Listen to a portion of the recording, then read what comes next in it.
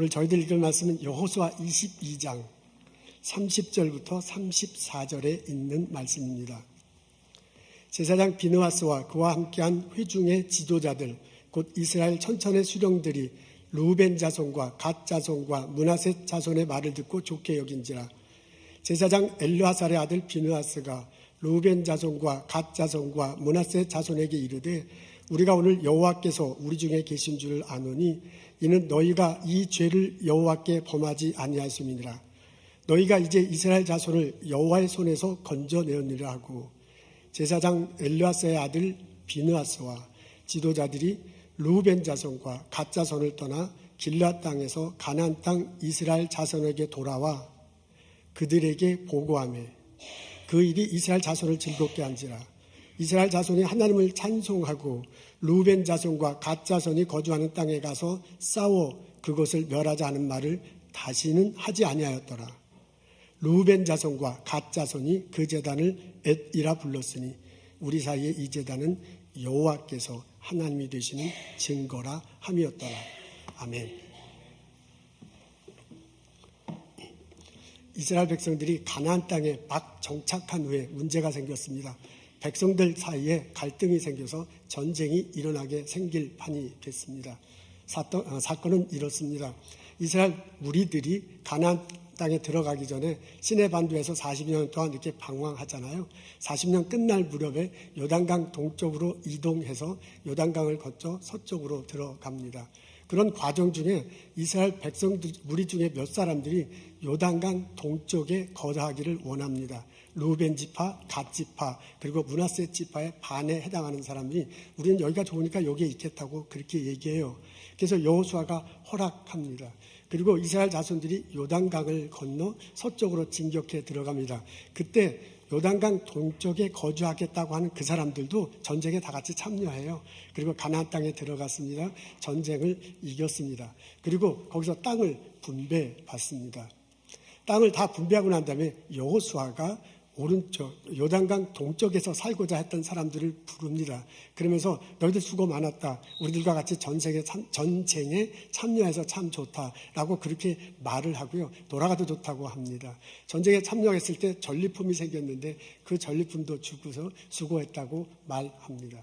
이래서 요단강 동쪽에 살지만은 전쟁에 참여했던 백성들이 기분이 많이 좋아졌어요. 전쟁에서 이겼습니다. 전리품도 얻었습니다. 여호수아로부터 칭찬도 들었습니다.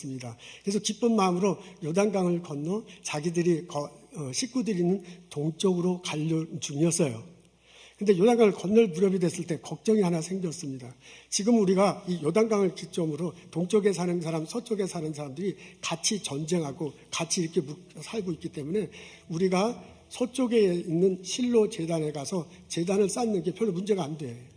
근데 나중에 우리 후손들은 혹시 문제가 되면 어떻게 할까? 나중에 후손들이 어떻게 할까? 그런 걱정거리가 생겨요. 그래서 이 걱정거리를 어떻게 할까 하다가 묘안을 세우는 게 뭐냐면 요단강가에 제단을 하나 세운 겁니다. 우리 식으로 얘기하면 예배당을 하나 세웠습니다. 이것이 문제가 됐습니다. 이 소식을 요단강 서쪽에 사는 사람이 들어요. 아홉 반부족이 소식을 듣고 불같이 화를 내는 겁니다. 이럴 수는 없다라고 하면서 실로에 다 같이 모여서 다 싸우자, 전쟁을 하자 이렇게 얘기하고요. 이참에 요단강 동쪽에 있는 사람들을 요단강 동쪽에 있는 사람을 다 멸망시키자라고 막 이렇게 싸움을 준비하게 됩니다. 성경을 통해서 이 소식을 접하는 우리들에게는 의아해요. 아니 거기다가 거기다 예배당 하나를 세웠다는데 뭐가 이렇게 문제라고 갑자기 느닷없이 전쟁을 할 판인가. 하나님께서 제단은 성소는 한 곳에 두라고 명령하셨기 때문에 그렇습니다.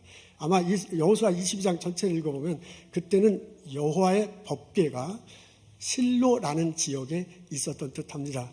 그러니까 하나님 명령에 의하자면 실로만이 제단을 쌓을 수 있는 곳이에요. 실로 외에 다른 곳에는 제단을 쌓을 수 없는데 요단강 한쪽에 제단을 쌓았으니 그게 아주 크게 문제가 된 것입니다. 이스라엘 백성들이 이렇게 예민하게 되는 한때는 경험이 있기 때문에 그래요.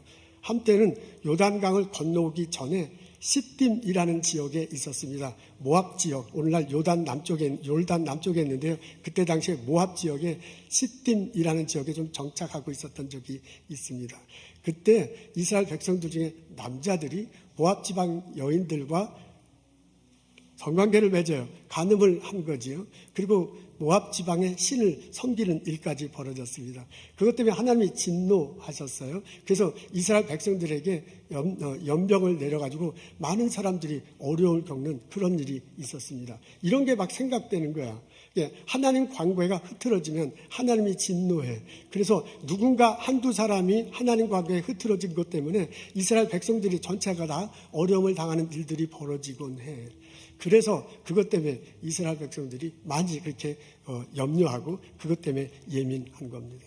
어쨌든 실로에 다 모여가지고요. 전쟁 준비를 하고 있었어요. 가서 치자. 가서 다 이번에 멸절시키자. 근데 아마 그 중에 어떤 사람들이 너무 그렇게 흥분하지 말고 이렇게 좀 사태를 파악하는 것이 어떻겠습니까? 왜 그랬는지 알아보고 그 다음에 전쟁을 해두는 것도 괜찮지 않습니까? 라고 그렇게 제안을 한 듯합니다. 그래서 그 제안이 받아들여졌어요. 그래서 10지파에서 천부장, 지도자 되는 사람 한 사람씩 뽑았고요. 그리고 비느하스를 그 팀의 단장으로 세웠습니다. 우리식으로 하면 진상조사단을 꾸민 거예요. 그래서 비느하스를 단장으로 세웠습니다.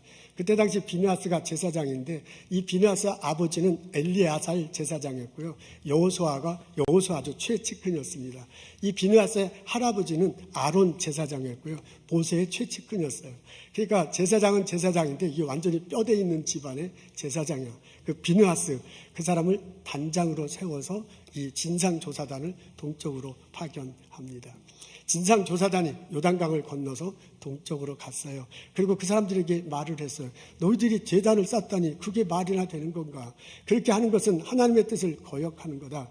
너희들이 하나님 뜻을 거역하면 우리 이스라엘 백성들 모두가 다 진노를 당하고 전멸당하는 것을 모르느냐? 라고 그렇게 얘기하고요. 혹시 여러분이 거주하는 요단강 동쪽이 깨끗하지 못하면 그런 것 때문에 제단을 쌓은 거라면 거기를 포기하고 다 우리 쪽으로 와라. 그리고 우리 같이 살자라고 그렇게 제안을 합니다. 이 소식을 듣고요. 요단강 동쪽에 있는 사람이 깜짝 놀라요. 그러면서 우리가 하나님의 뜻을 거역하기 위해서 제단을 쌓은 것이 아니다 라면서 자초지종 설명을 합니다. 그 사람들의 설명에 의하자면 이래요. 본인들이 요단강을 건너오다가 걱정이 생겼어. 우리 후손들은 찬밥 신세 당하면 어떡하느냐. 실로에 가서 제사를 드려야 되는데 나중에 본인 1세대는 돌아가시고 2세대, 3세대가 됐을 때 이쪽에 있는 사람이 서쪽에 있는 사람이 동쪽에 있는 사람 보고 너희는 우리하고 상관이 없다. 니네들이 왜 실로에 와서 제단을 쌓느냐라고 말하면 어떻게 할까? 걱정이 생겼다는 거예요. 우리 후손들에게도 여호와 하나님을 섬기고 여호와 하나님의 뜻대로 살아갈 길을 마련해주고 싶어서 그러면 어떻게 하면 좋을까? 이 사람들 때문에 우리가 찬밥 시대에 나가면 어떻게 하면 좋을까 하고 생각하다가 떠오른 묘안이 그거였어요. 여기에 실로하고 똑같은 제단을 쌓자. 그리고 후손들에게 알려주고요. 이 제단은 실로의 제단과 똑같은 것이다. 우리 조상들이 만든 거다. 우리가 만든 거고 우리는 신앙 안에서 서쪽 사람들과 우리들과 똑같은 하나님의 백성이다 라는 걸 후손들에게 알려줘서 후손들도 계속 그렇게 이어가고 만일 서쪽에 있는 사람이 차별하면 무슨 소리냐 이거 우리 조상이 만든 거다 하고 우리도 실로에 가서 제단을 쌓을 권한이 있다. 우리도 하나님의 백성이다 라는 걸 가르쳐주기 위해서 그랬다는 거예요. 쉽게 얘기하면 신앙을 후손들에게 알려주기 위해서 제단을 쌓아 놓은 거지 거기서 우리가 실제로 제사를 드린다거나 혹은 하나님을 반역하기 위한 것은 아니다 라고 해명을 합니다. 여러분 비느하스와 진상조사단이 이 해명을 들었어요. 그래서 비느하스와 진상조사단이 그것을 들었으니까 그것을 어떻게 해야 할지 판단해야 할 시기가 됐습니다. 동쪽 사람이 말하는 것을 곧대로 받아들이는가 아니면 이것은 변명인가 대바자치인가 둘 중에 하나를 해야 돼요. 이 진상조사단이 어떻게 생각하고 결정하느냐에 따라서 양쪽에 있는 사람이 전쟁이 일어날 수도 있습니다. 이 사람들이 어떻게 생각하고 결정에 따라서 하나님의 진노가 이스라엘 백성 모두에게 이를 수도 있습니다. 여러분 진상조사단이 어떻게 결정했겠습니까? 30절에 이렇게 나옵니다. 우리 앞에 있어요. 다 같이 읽겠습니다. 시작. 제사장 비느하스와 그와 함께한 회중의 지도자들이 므낫세 자손의 말을 듣고 좋게 여긴지라. 이게 조금 단축해서 말한 거예요. 므낫세 지파 반, 갓 지파, 루벤 지파의 대표들의 말을 들었어요. 그걸 제사장 비느하스하고 그와 함께한 지도자들이 듣고 어떻게 했냐면 좋게 여겼다 그랬어요. 괜찮구나. 좋게 생각했다라고 그렇게 나와 있습니다. 그러니까 그 사람이 말한 것을요, 고지고대로 들었어요. 그 사람이 말한 걸 진실로 받아들였습니다. 그래서 비느하스가 뭐라고 하냐면 당신들은 여호와 앞에서 죄를 짓지 않았습니다.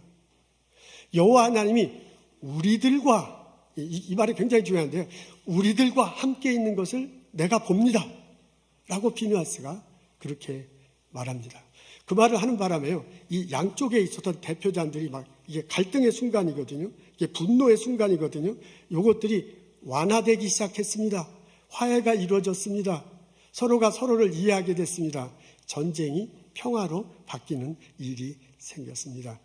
그로 인해서요, 이제 서쪽 사람과 동쪽 사람들은 이제 그 후손에 이르더라도 너희는 우리들과 상관없다라고 살아가는 것이 아니라 하나님 안에서 우리는 같은 백성이다. 우리는 하나님의 사랑과 은혜를 받는 같은 민족이다. 그래서 같은 예배를 하는 사람들이다. 라고 공유하면서 신앙 생활할 수 있게 되었습니다. 저는 여호수아 22장을 읽으면서 이런 생각들을 해봤습니다. 이 진상조사자의 태도가 상당히 마음에 와 닿습니다. 여러분, 진상조사단의 태도는 동쪽의 사람들에 대해서 상당히 우호적입니다. 사실 진상조사단을 편성될 때는 서쪽의 사람들은 전쟁하기 위해서 실로에 막 모였어요. 신앙의 여기만 제단을 쌓아야 되는데 그쪽에 제단을 쌓는 건 말이 안 된다. 신앙의 순수성을 지키기 위해서 분노하고 있습니다. 그렇게 해서 막 모여가지고 저쪽 사람들 다 쓸어버리자 하는 그런 분위기 속에서 진상조사단이 만들어진 거거든요. 그래서 그 분위기를 가지고 동쪽에 와서 그 분위기를 가지고 동쪽의 사람들에게 대할 수 있습니다. 그냥 오자마자 왜 거기다 제단 쌓았느냐? 너 그렇게 갖고 하나님의 진노를 하면은 우리 모두가 다 진노 받는다는 거 모르냐? 당장 부숴라. 그렇게 할 수 있었습니다. 근데 서쪽에서 온 사람이 그렇지 않았어요. 서쪽에 온 사람은 상당히 침착하게 동쪽 사람들을 대합니다. 그리고 설명하는 데 보면 너희들 제단 쌓았다는 거 내가 들었다. 그렇게 하면 하나님의 진노가 임한다는 거 알지 않느냐. 그러면서 너 쪽이 그렇게 죄악된 그런 것이 있다면 우리 쪽으로 오라라는 식으로 말을 했습니다. 진상조사자는요, 막 다구치면서 그렇게 하지 않았습니다. 진상조사자들 멤버는 동쪽 사람들의 설명을 잘 들었습니다. 여기 보면 좋게 여긴지라, 좋게 여긴다 그랬잖아요. 그 앞에 듣고 좋게 여겼다라고 이렇게 적혀 있습니다. 여러분, 여호수아 22장에 보면 그 진상조사단이 한 말은 5절에 걸쳐서 나와요. 근데 실제로 동쪽 사람들이 말한 얘기는 9절에 걸쳐서 나옵니다. 그리고 이 9절에 걸쳐서 막 얘기하고 설명하는데 이 사람들이 끼어들고 그게 아니다 막 이러지 않고요. 고스란히 잘 듣습니다. 그러니까 여호수아 22장을 살펴보면 이 서쪽에서 간 사람들이 동쪽 사람의 말을 잘 들어주는 거야. 막 욱박지르지 않고요. 잘 들어주는 그런 모습을 볼 수 있습니다. 사실 서쪽에 온 사람이 갑이거든요. 동쪽에 있는 사람이 을이거든요. 그래서 이거 막 욱박 지를 수도 있고 들을 생각도 안 하고 자기 말만 할 수 있는데 전혀 그렇지 않아요. 잘 듣습니다.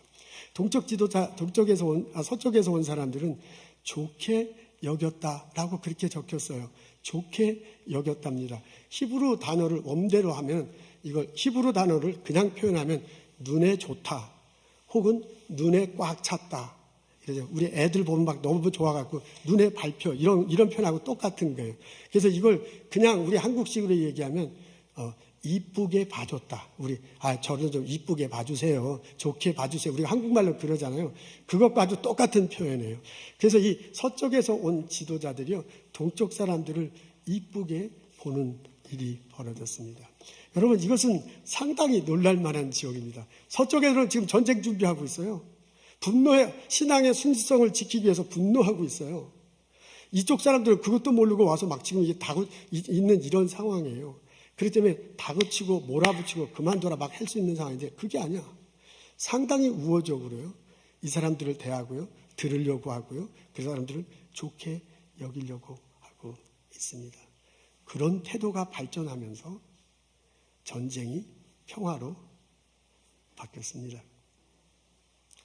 이 진상조단을 이런 태도를 취하게 된 데는 지도자의 영향이 저는 크다고 봅니다. 비누하스라는 제사장이 비누하스 제사장이 이 진상조단에 많은 영향을 미쳤을 것입니다. 여러분, 비누하스는 젊은 시절의 모습과 이제 좀 연세가 드셔서의 모습이 많이 달라졌습니다. 비누하스 젊은 시절에는 신앙의 순수성을 위해서 물불 가리지 않는 그런 사람이었습니다. 제가 설교 시간 바로 적지 전에 시딤에서 벌어진 이야기 했잖아요. 민수기 25장에 보면 시딤이라는 지역에서 벌어진 사건 나옵니다. 그때 가나안에 들어가기 얼마 전인데, 그때 이스라엘 백성들이 시딤에 있으면서 남자들이 간음을 해요. 모압 여인들과. 그리고 이제 그 모압의 신을 섬기는 그런 일들이 벌어졌어요. 그것을 보고서 이제 하나님께서 진노하세요. 연병을 보내요. 그래서 2만 4천 명의 사람들이 죽는 일이 벌어집니다. 이것 때문에 모세가 하나님께 막 울며 불며 기도해요. 어떻게 하면 좋겠습니까? 이런 일이 벌어지면 어떻게 합니까? 그러니까 하나님께서 말씀하시기를 간음한 남자들을 죽여라 라고 그렇게 알려줬어요.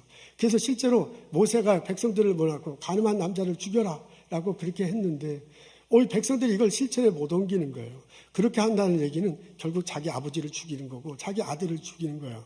그러니까 어떻게 그렇게 해요? 할 수 없으니까 할 수 없이 막 각각 장막 앞에 와서 식구들이 막 엉엉엉 울어. 하나님의 진노는 임해서 사람들은 죽어가고, 그렇다고 자식과 남편은 죽일 수 없으니 어떻게 하면 좋겠습니까? 라고 그냥 막 울고 있습니다. 그때 한 남자가요, 또 모압 여인을 데리고 자기 장막 안으로 들어가 간음하기 위해서, 그것을 보고서 청년 한 사람이 창을 들고요, 그 막사 안으로 들어갑니다. 그리고 두 남녀가 엉켜 있는데 등에서 창으로 팍 찔러요. 그리고 죽입니다. 그러니까 그걸 보고 하나님의 진노가 멈췄다라고 얘기하고요, 하나님이 그 사람을 칭찬합니다. 그 사람이 바로 비느하스입니다. 비느하스는 신앙의 순수성을 지키기 위해서요, 물불 가리지 않은 사람입니다. 근데 그 사람이 세월이 흘렀어요. 가나안에 정착하게 됐어요. 그리고 나중에 제사장이 돼서 자기 할아버지 이어서 아버지 이어서 본인이 제사장이 됐어. 그리고 이스라엘의 지도자가 됐어요. 그리고 이런 중요한 이런 팀의 리더가 됐습니다. 그러면서요, 이 사람의 태도가 굉장히 많이 바뀐 거예요. 젊은 시절에 한다면 이 사람은 불같은 성격이에요. 이번에 신앙의 순수성을 위해서 분노하는 사람이에요. 그렇게 해야 돼요. 그러니까 이런 사람은 동쪽에 왔을 때 막 다구치고 왜 그러냐 막 깨부라고 막 했어야 되는데 전혀 그렇지 않아. 그래서 그 사람이 어떻게 하냐면 좋게 여겼다, 이쁘게 봐줬다 라고 말합니다. 젊은 시절의 비느하스하고요, 연세가 들어서의 비느하스는 상당히 다른 모습을 보입니다. 비느하스가 왜 이렇게 됐는가, 그거는 잘 모르겠어요. 그냥 우리는 추측해 볼 수 있습니다. 아마도 이분도 우리들과 같이 살아가면서 삶의 어려움과 시련을 겪었을지도 모릅니다. 내가 계획해놓고 하는 일들이 있어.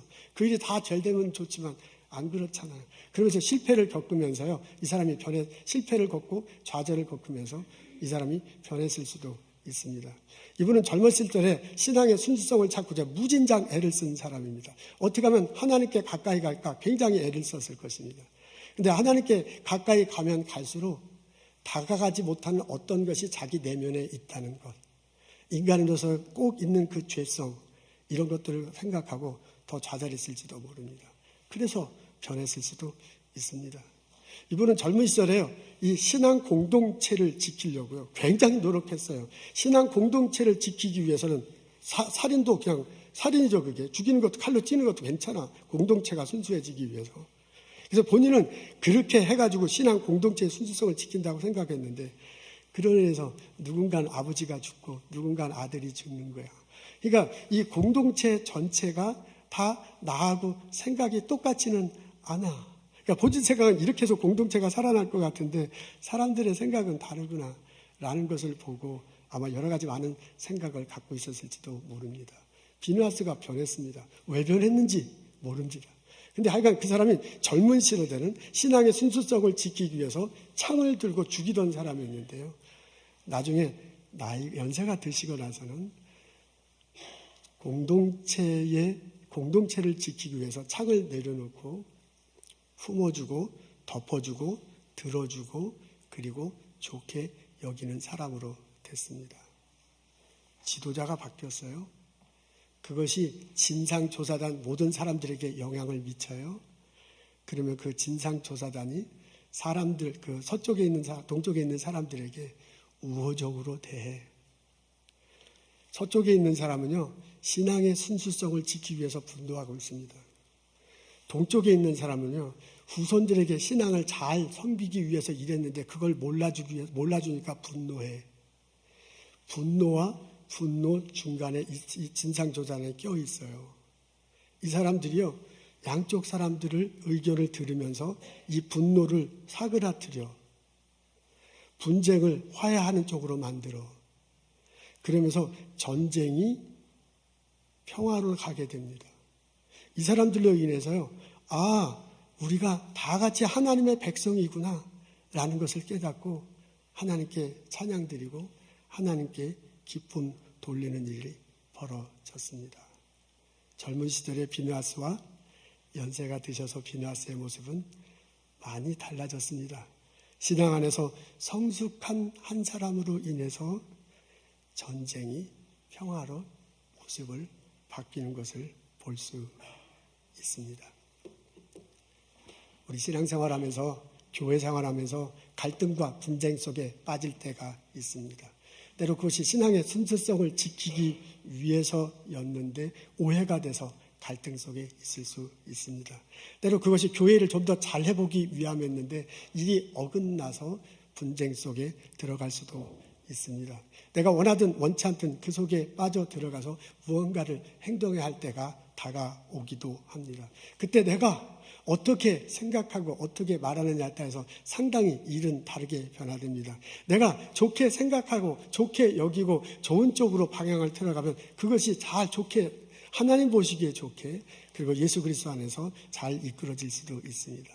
근데 중간에선 삐딱하게 바라보고 삐딱하게 생각하고 그리고 삐딱하게 일을 전개하면 그 일이 더 악화될 수도 있습니다. 예수 그리스도를 따르는 우리들이 그런 갈등과 분쟁 속에 있을 때 어떤 생각을 해야 될지 어떤 모습으로 살아갈지 성경은 말해줍니다. 좋게 여기라. 바로 그것입니다. 우리는 하나님의 백성이다. 우리는 한 공동체다. 라는 생각을 가지고 좋게 여기는 겁니다. 우리는 모두 다 예수 그리스도를 믿는 사람이다. 예수 그리스도 안에서 형제 자매다. 라는 생각을 가지고 좋게 여기는 겁니다. 내가 그렇게 하면서 이해할 수가 있고 내가 그렇게 하면서 화해할 수가 있고 내가 그렇게 하면서 서로가 사랑하는 관계가 될 수 있습니다. 부모와 자녀 간에 부모와 자식 간에 서먹서먹해질 수도 있어요. 그 사이에 들어가서 우리가 서로 이게 좋아하는 그런 관계로 만들 수도 있습니다. 같은 친구임에도 쳐다보지 않고 악수하지 않은 사람 속에서 서로 쳐다보고 악수하게 할 수도 있습니다. 같은 동료지만 얼굴도 인사도 안 하는 사람들 사이, 같은 교우지만 인사도 안 하는 그런 처지가 이 사람들로 인해서 같이 인사하고 지낼 수도 있습니다. 이게 원수된 사람이어서 그냥 절대로 만날 것 같지 않지만 이 사람으로 인해서 서로 용서하고 화해하고 사랑하며 살아갈 수도 있습니다. 여러분, 하나님 공동체다. 우리는 다 같이 하나님의 공동체다.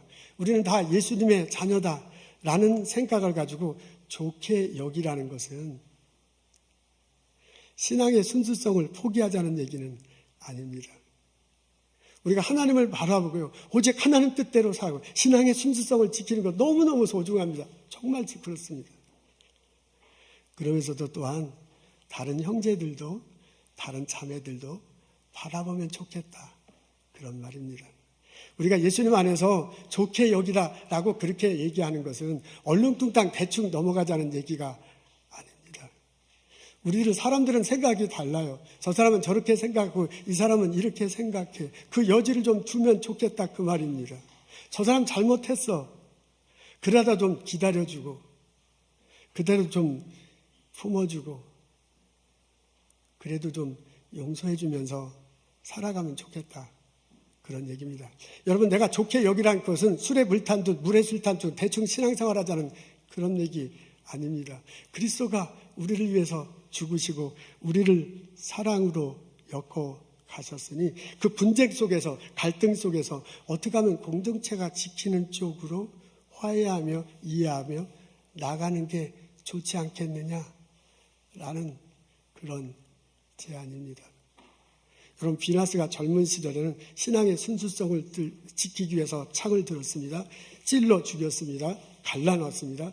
그렇게 해서 교회 공동체를 세우려고 부단히 노력했습니다. 근데 그 비나스가 연세가 드셔서 지도자가 되고 제사장이 된 다음에는 그런 갈등의 순간에 좋게 여겨 받아들여줘. 그러면서 신앙의 공동체를 지키고 나중에 신앙의 순수성을 같이 찾아 나가려고 무진장 애를 썼습니다. 신앙의 순수성을 지키는 게 중요하지 않다는 거 아닙니다. 신앙의 순수성 지켜야 합니다. 근데 그것만큼 신앙 공동체를 지키는 것도 중요하다. 그 말입니다. 이게 어떻게 생각하면 달걀이 먼저냐 닭이 먼저 하는 논쟁하고 아주 비슷한데요. 그렇게 따지고 보면 막 끝도 없어요. 근데 분명한 것은 신앙의 순수성을 지키는 만큼 신앙 공동체를 지키는 것도 중요하다. 그런 말입니다. 마귀가 뱀의 모습으로 와서 우리들에게 와서 한 일은 하나님과 우리들의 사이를 갈라놓는 것입니다. 하지 말라는 거 보기 좋게 하고 먹기 좋게 하고 우리를 하나님으로부터 멀어지게 했습니다. 예수님이 인간의 모습으로 우리들에게 와서 하신 것은 하나님과 우리들을 가까이 하는 것입니다. 용서해주고 사랑하고 품어주면서 하나님과 가까이 가도록 했습니다. 우리가 하나님의 백성이다. 우리는 하나님께서 똑같은 백성이다. 우리도 예수님 안에서 형제 자매다.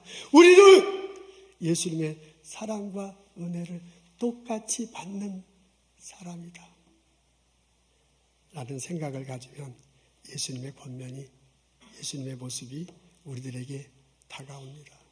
용서하고 사랑하고 품어주고 기다려 주는 것입니다. 우리들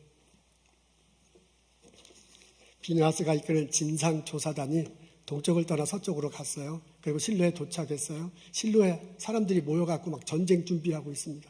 이제 곧 쳐들어가 다 쓸어 죽일 것 같아요. 근데 진상조사단이 동쪽에서 무슨 일이 있었는지 얘기합니다. 그 소식을 듣고 서쪽에 있는 사람들이 너무너무 즐거웠대요. 그래서 막 본인들도 막 긴장했던 것들이 완화됐어요. 그래서 이제 전쟁 안 해도 되는구나 하는 생각이 들어서요. 흥얼흥얼거리는데 그게 나중에 막 찬송 소리로 해서 크게 들렸다고 합니다. 지도자인 여호수아가 그 모습을 보고 어떻겠습니까? 여호수아가 활짝 웃는 모습이었을 것입니다. 그것을 하늘에 계신 하나님이 보시고 어떻겠습니까?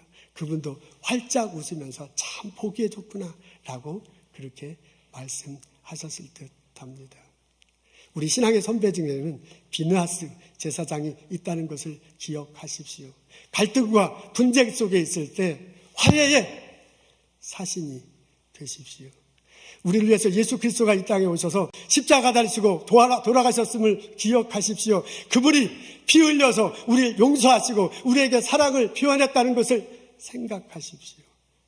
갈등과 분쟁 속에 있을 때 내가 좀 기다려주고 내가 좀 품어주고 내가 좀 용서해주고 내가 좀 사랑해주면 얼마나 좋겠습니까? 내가 있어 내 가정이 활짝 웃는 일들이 벌어질 것입니다. 내가 있어 내 일터가 활짝 웃는 모습이 벌어질 것입니다. 내가 있어 우리 교회가 활짝 웃는 일들이 벌어졌으면 참 좋겠습니다. 예수님께서 말씀하십니다. 서로 사랑하며 살아가거라. 기도하겠습니다. 하나님, 주님 안에서 말씀 듣게 하심을 감사합니다. 십자가 다시고 부활하신 예수 그리스도, 그분을 통해서 내가 용서받고 그분의 사랑과 은혜로 살아간다는 것을 기억하며 신앙생활할 수 있도록 도와주옵소서. 그 용서를, 그 사랑을 내 왼편에 있는 형제에게, 내 오른손에 있는 자매에게 나누며 살아갈 수 있는 저희들 되게 하옵소서. 하나님 보시기에 참 좋은 아름다운 공동체가 될 수 있도록 인도하옵소서. 축복하옵소서. 예수님 감사합니다. 예수님 이름으로 기도합니다.